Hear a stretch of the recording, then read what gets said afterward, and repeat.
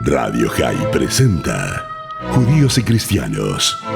Dos caminos, una redención. Un espacio semanal de diálogo sobre cuestiones litúrgicas y teológicas. Marcelo Aptekman nos sumerge en similitudes y diferencias entre los hermanos. Judíos y Cristianos.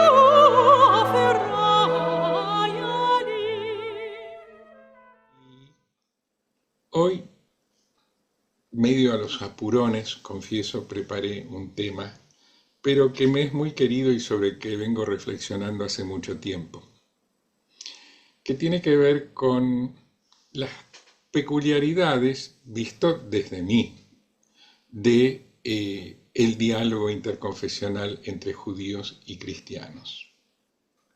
Entonces quiero hacer algunos comentarios. Empezando, sí, con una cosa un poco más bíblica, como acostumbro y acostumbramos muchos a hacerlo, pero con el propósito después de desprendernos del texto bíblico incluso y simplemente reflexionar, en mi caso, desde la vivencia, de qué significa el diálogo en el plano teológico entre judíos y cristianos para cada uno. ¿Y qué es lo que cada uno cosecha y se lleva de este tipo de propuesta? Porque aunque la propuesta sea una y en común para todos, en realidad ¿para qué le sirve a cada uno? Eso, si quiere, puede dar cuenta a cada uno por sí mismo. No es lo mismo para cada uno y todos. Bueno,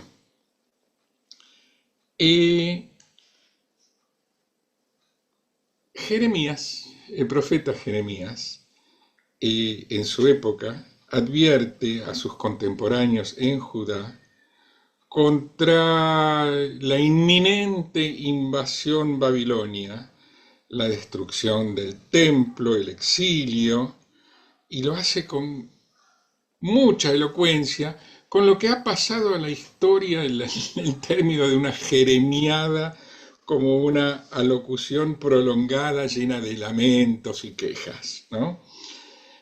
Pero una pequeña parte del libro de Jeremías, principalmente el capítulo 30 y 31, afirma que tanto el reino de Israel del norte, que ya había sido conquistado por los asirios,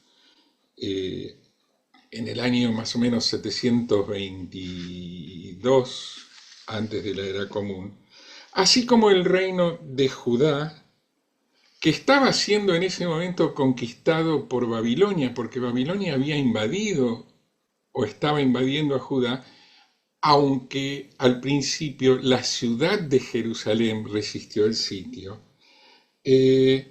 A comienzos del siglo VI, bueno, el autor del libro de Jeremías dice que tanto el reino del norte como el de Judá van a ser restituidos. Lo dice en Jeremías 31:8. No sé si podemos verlo en pantalla un minuto. Creo que Daniel, vos manejabas eso. ¿Sí? ¿Estás? Ok, esperamos. ¿Y quién es voluntario para leer en voz alta el texto? ¿Quién se ofrece para leerlo para todos, para ponerle voz? Yo sabía que podía contar con vos, Lucas. Perdón el atrevimiento. ¿Querés? Sí, Dale. no hay problema. Espérate. 31:8. Eso, Jeremías 31, 8. Mirad que yo los traigo del país del norte y los reúno de los confines de la tierra, entre ellos ciegos y cojos, la mujer encinta y la recién parida.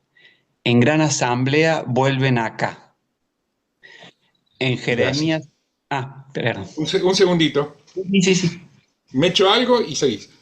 Que no solamente dice Jeremías que van a ser restaurados del país del norte, se refiere a que vienen de Persia, sino que además predice que va a haber una nueva alianza como parte de esta restauración.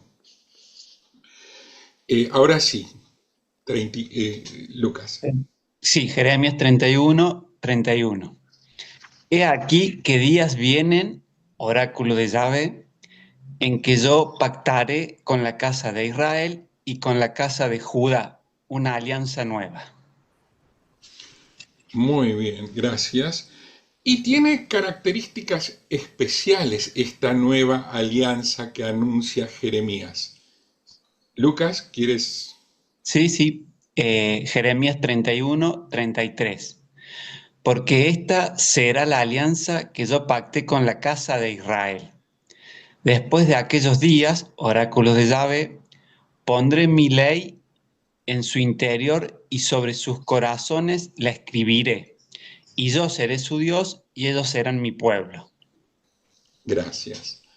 Cuando dice pondré mi ley, no se refiere al político argentino, se refiere a la Torá, mi enseñanza.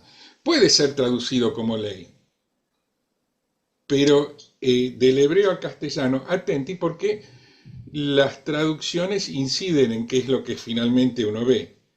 Lo que va a poner es su Torá, su enseñanza, no es solamente una ley, es otra cosa. Bueno, pero ¿cuál es entonces el contenido de esta nueva alianza de la que nos habla el profeta? En realidad, la frase así, nueva alianza, aparece solamente aquí en el canon del Tanaj. Y no es aclarado por el autor exactamente a qué se refiere con una nueva alianza. Es un poquito ambiguo. Ahora, sin embargo, la idea de que la alianza tiene que ver con el magisterio de Jesús, que sucede 7 siglos más tarde, o 6 siglos y monedas después de que esto fue escrito, es muy importante en la fe cristiana, que ve en Jeremías al profeta que anuncia la nueva alianza que tiene que ver muchísimo con Jesús, para los cristianos, no así para los judíos. Los intérpretes judíos tradicionales han entendido que la novedad de esta alianza, digo los tradicionales porque tenemos acá en el grupo a un pensador judío original que nos ha enseñado otra interpretación, pero la más convencional en los círculos ortodoxos judaicos, perdón, una aclaración, ¿por qué hablo de unos y otros y otros? Porque justamente mi énfasis está en que el mismo texto quiere decir diferentes cosas según quién lo lea y desde dónde lo lea. Y que el propósito del diálogo y en lo que nos puede enriquecer, si deponemos la polémica, es en que nos enriquecemos pudiendo ver las cosas desde la perspectiva del otro.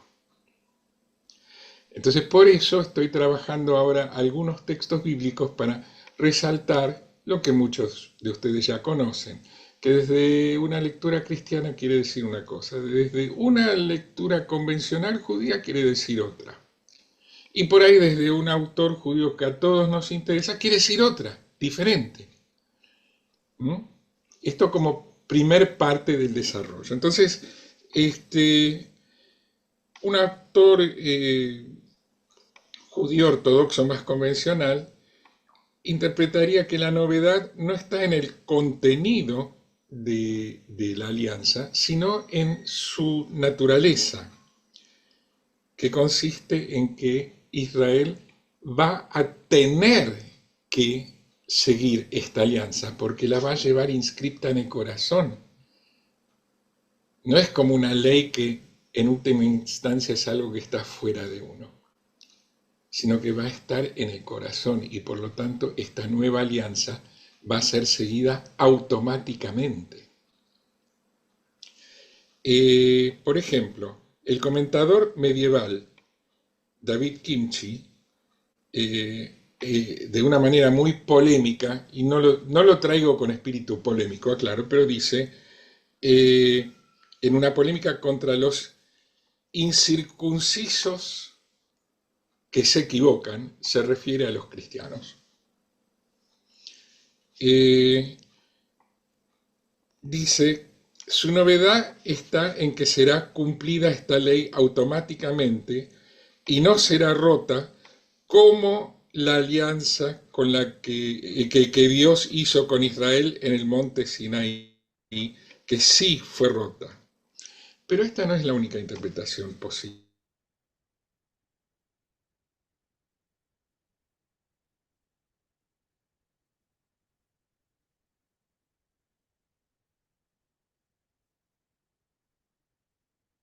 Marcelo, ¿te quedaste mudo? Se perdió la señal, me parece. Bien sabemos.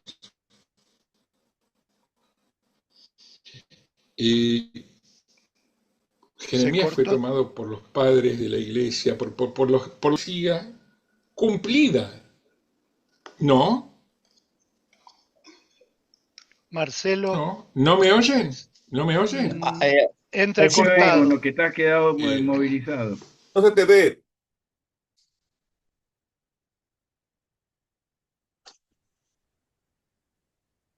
Y ahora desapareció del todo. Sí. Aparece. Ahí.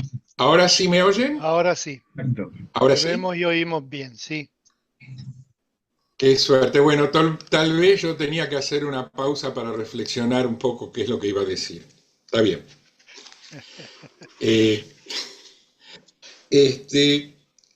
No sé si se oyó que dije que para los primeros discípulos de Jesús, incluso para los evangelistas, luego más tarde, Jeremías es un profeta que profetiza y sus profecías van a tener cumplimiento con el magisterio de Jesús. Es una lectura muy diferente del mismo texto. Y está, por ejemplo, en Lucas 22:20. Lucas, ¿querrías leernos lo que dice el evangelista Lucas?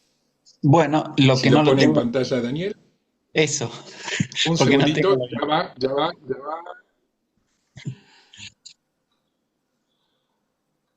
Ahí va.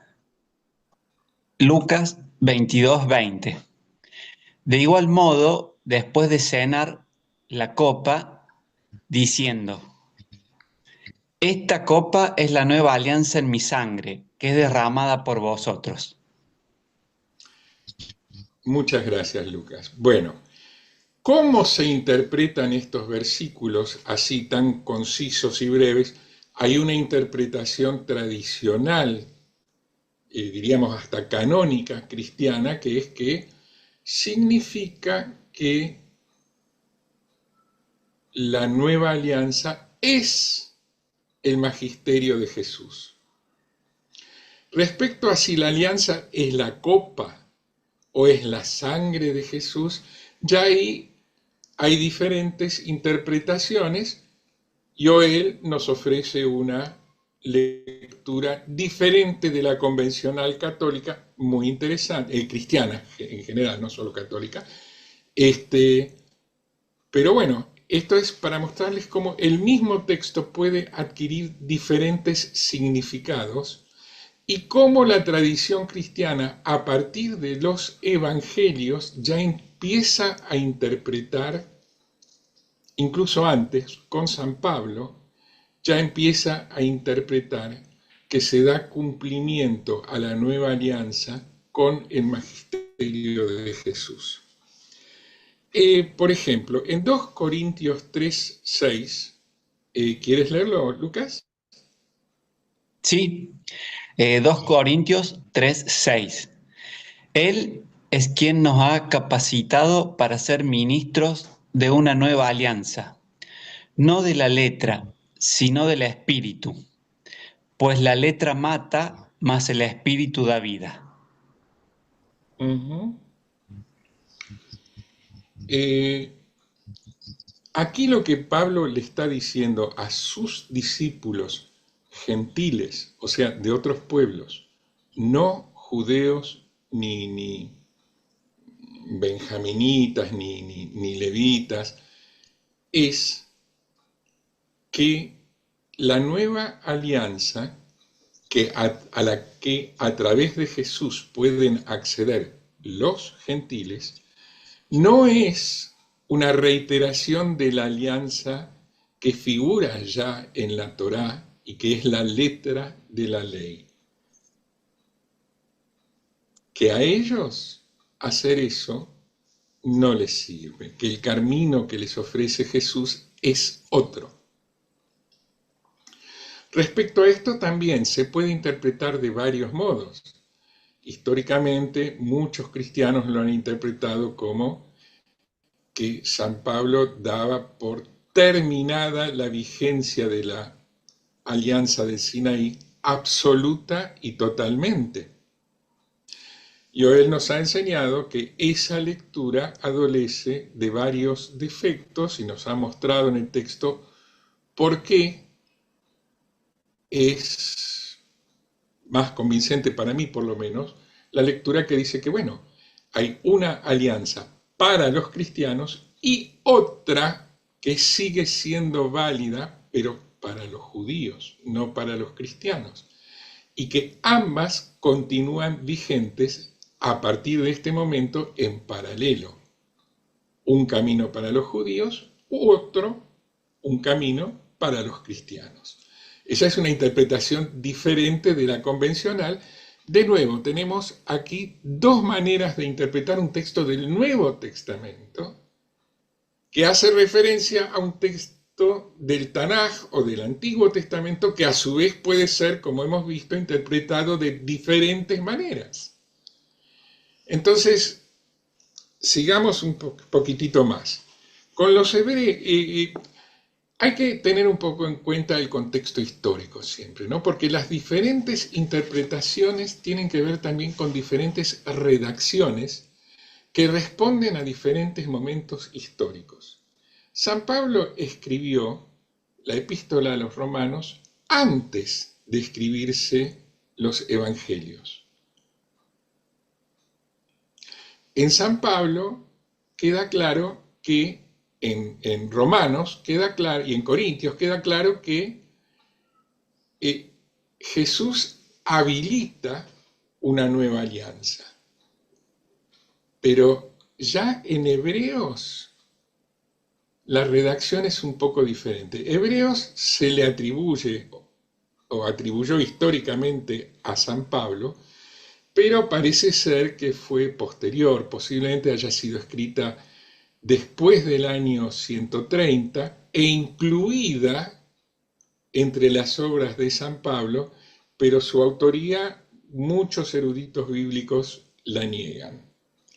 Incluso es posible que haya tenido que ver con una edición de las obras de San Pablo que hizo Marción, y de ese modo algo del marcionismo se haya metido en lo que luego fue la teología cristiana de los cristianos que rechazaron a Marción, pero se les metió subrepticiamente por esta vía.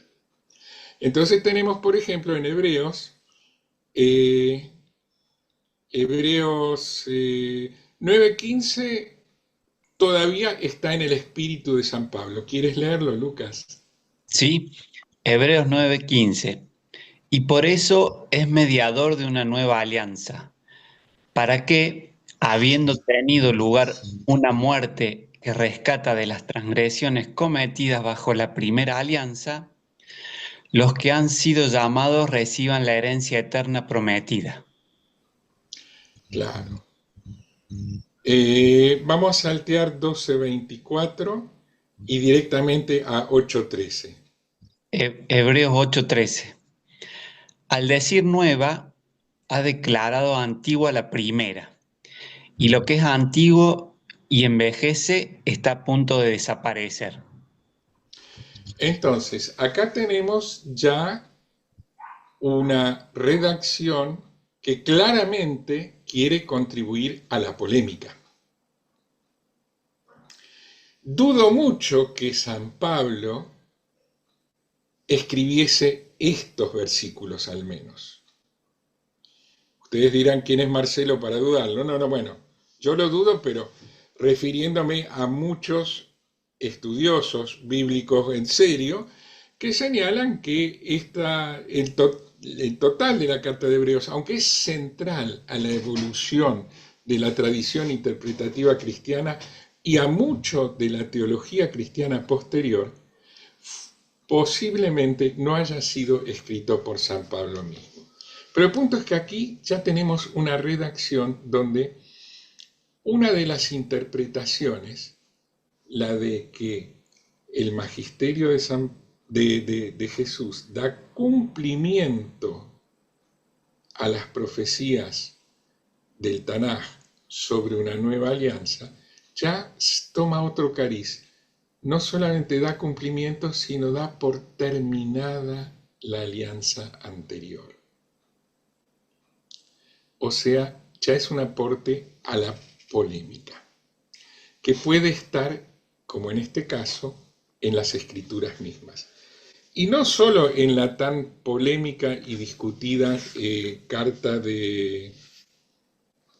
a los hebreos, sino que, por ejemplo, en los evangelios, podemos ir más adelante, Daniel. En los evangelios encontramos una frase como, y todo el pueblo respondió, su sangre sobre nosotros y sobre nuestros hijos. 300, 400 años después de ser escrita esta frase, la interpretación para la mayoría de los cristianos alimentaba la polémica contra los judíos. ¿Era este el sentido original que tenía? Probablemente no. Probablemente Mateo, que escribió alrededor del año 70, 80 tal vez,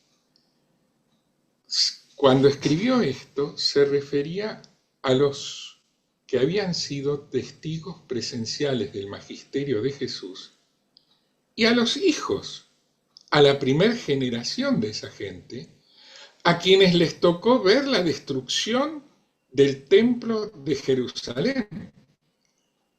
Entonces, en el año 70, cuando el templo de Jerusalén es destruido por los romanos, no solo el de Jerusalén, también el del monte Gerizim de los samaritanos, también el templo de Leontópolis, de la familia sadoquita, la de los antiguos sacerdotes desde hacía milenios, o sea, todos los templos de culto israelita tradicional fueron destruidos por los romanos en el año 70 como parte de una guerra, de un intento de eliminación definitiva de la judeidad.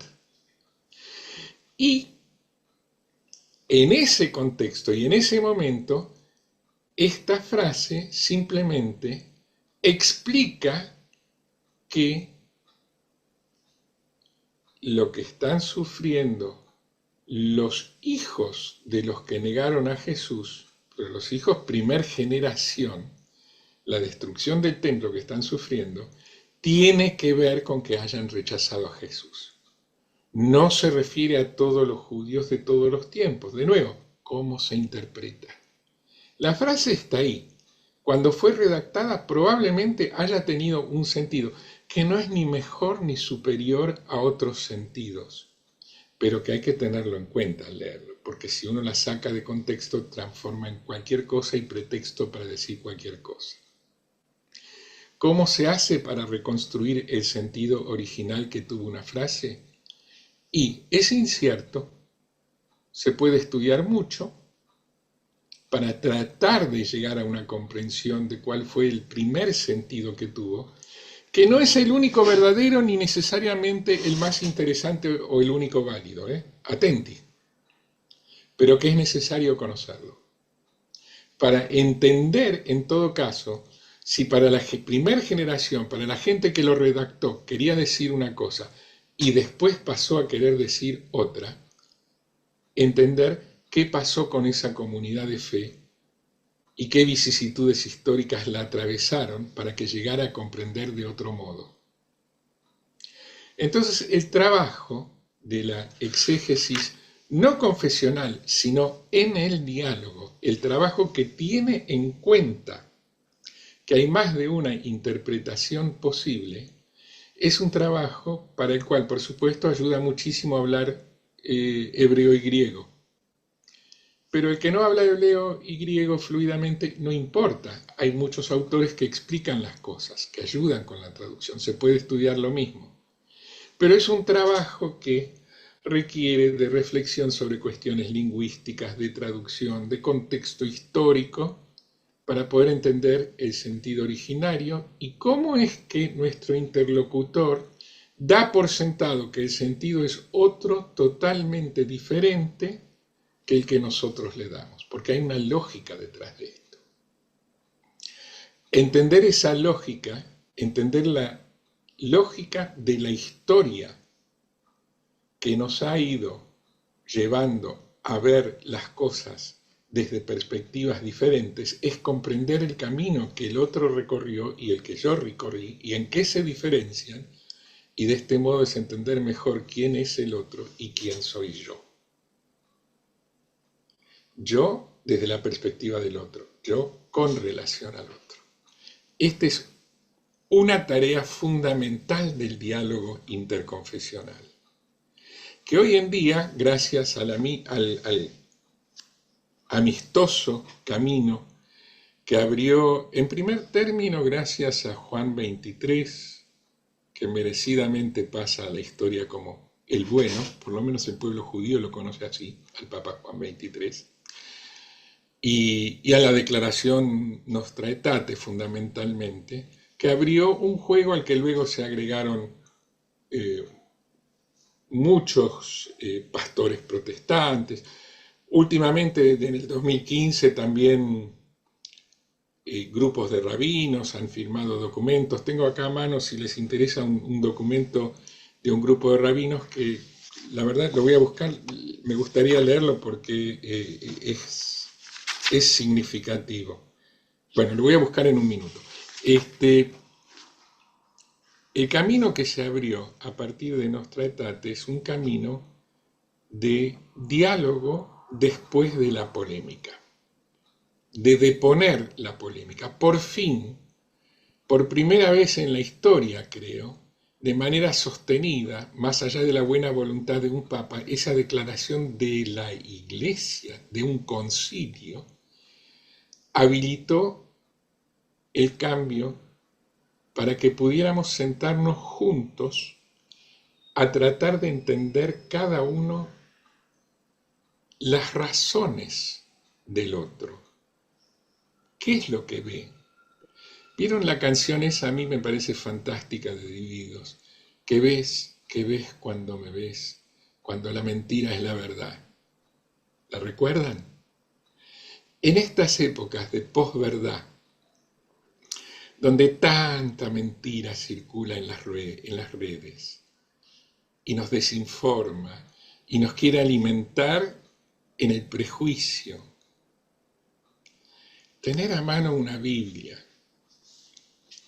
poder pensar con alguien que cree cosas diferentes y poder con honestidad intercambiar ideas y escuchar qué es lo que piensa, cree, siente el otro, cómo interpreta desde su perspectiva.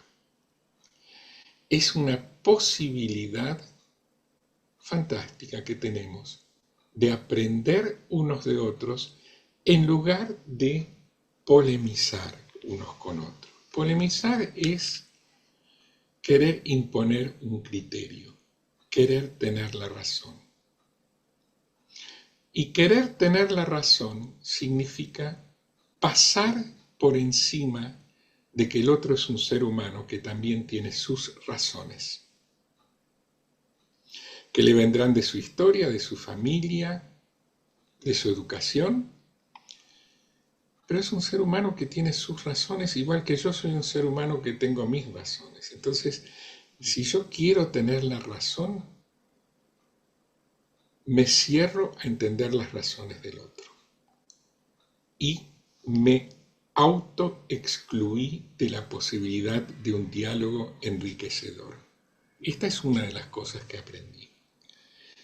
Otra de las cosas que aprendí, y me lo dijo en muy pocas palabras el otro día Elsa, en una conversación, ella lo puso en palabras, es que no hay que señalar nunca con un dedo acusador al otro. No sé.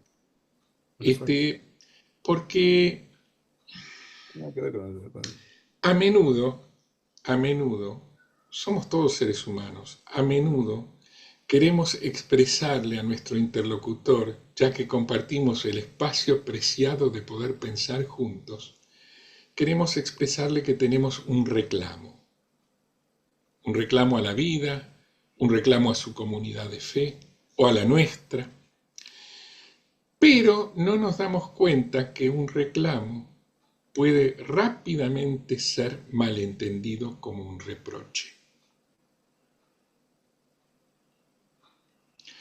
Y no sé si estoy siendo demasiado abstracto con lo que digo, si debo ir a... ¿Me entienden? Ok. Si el otro recibe un reproche, se va a defender. Es lógico. ¿Por qué tiene que poner en cuerpo para aguantar mis reproches? Entonces, pero si yo siento la necesidad de hacer un reclamo, también tengo el derecho de expresarlo. Entonces hay que tener tanto cuidado, no solo de los temas que se tocan, sino que fundamentalmente de cómo se expresa uno con lo que dice en el diálogo. Es como hablar con un ser querido íntimo sobre un conflicto que podría llegar a crecer. Ese cuidado hay que tener para no herir susceptibilidades y para entender que además de malentendidos está plagado el mundo y que por lo tanto si nos tomamos el tiempo para explicar, mientras del otro lado nos estén durmiendo y quieran escucharnos, para explicar en detalle qué es lo que queríamos decir, bien, vale la pena hacerlo. Estas son las cositas para mí fundamentales, valiosísimas e importantes que tengo para compartir de lo que yo aprendí en el diálogo en base a lecturas que no tienen que ver con quién tiene la razón. ¿Jeremías estaba profetizando? ¿O le estaba diciendo al rey y a un par de cortesanos cuál era la postura geopolítica que tenían que apoyar si querían sobrevivir? ¿Era un asesor geopolítico o un profeta para dentro de 7 siglos? No importa. Importa tenerlo en cuenta. Pero es válido verlo como un profeta para lo que sucedería dentro de 7 siglos, verlo como un profeta para lo que sucedería dentro de 100 años, verlo como un escritor inspirado, como la palabra que nos llega a través de su persona, y como un asesor geopolítico. ¿Por qué no? Y si si Lucas escribe en su evangelio algo, o Mateo escribe algo, ¿tenemos que entenderlo como referido a su época nada más? No. ¿Por qué? Podemos entenderlo como referido también a nuestros días. pero entendiendo qué quiso decir en su momento. Y si lo interpretamos de otro modo, hacernos cargo de que tomamos la decisión de interpretarlo de otro modo que como quiso decirlo en su momento, y que lo hacemos por un motivo. Si yo elijo pensar que su sangre caiga sobre nosotros y nuestros hijos es una condena eterna a todos los judíos, esa es una decisión que estoy tomando y la tomo por un motivo. En el diálogo puedo sostener esa decisión, pero tengo que estar sólido en cuáles son mis motivos para elegirla, para poder mantener los códigos de comunicarme con el otro en el diálogo. Fíjense hasta qué extremo llego, ¿no? Aún ahí es posible el diálogo, mientras haya el código de no querer tener la razón. Que uno esté convencido de lo suyo es otra cosa, pero no querer imponérsela al otro. Y no señalar al otro como ser humano con un dedo acusador. Esos son los dos principios fundamentales para mí, para que no se corte la comunicación. Bueno, hasta acá mis reflexiones introductorias.